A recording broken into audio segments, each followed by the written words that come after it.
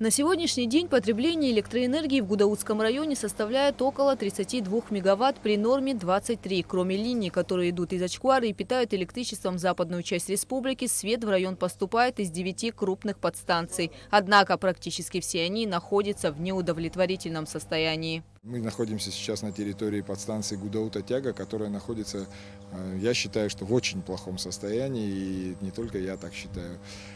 Здесь оборудование в основном 70-х годов, да, то есть оно прослужило 50-60 лет, и физически, и морально, я не знаю, устарело полностью. Но из того, что мы имеем, мы пытаемся выжать все соки из него, скажем так. С этой подстанции как раз питается наша районная больница, да, которая сейчас является госпиталем по лечению ковида.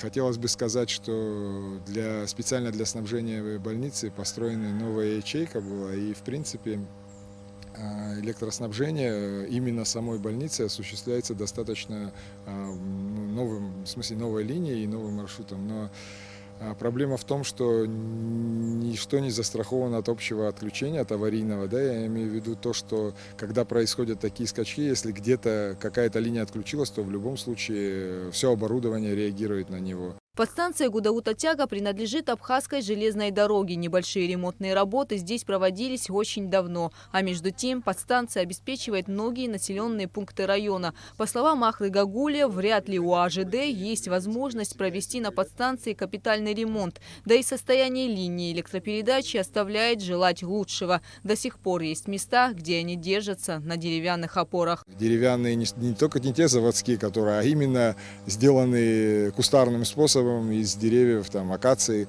И таких очень много, в основном в селах. И мы прекрасно понимаем, что люди мучаются. После каждого ветра это все наклоняется, обрушивается. Но физически просто невозможно это все сделать быстро.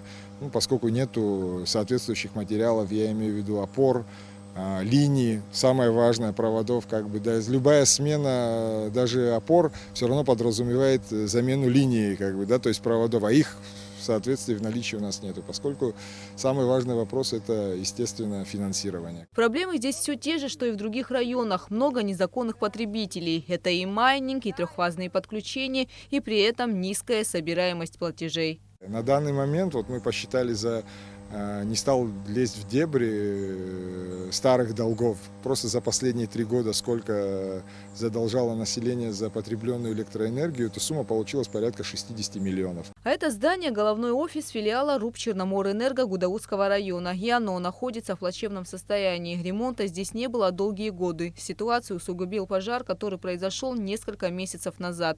На сегодняшний день заменена крыша здания и идет ремонт нескольких помещений. Гугуца Вардания, Михаил Братухин, Абхазское телевидение.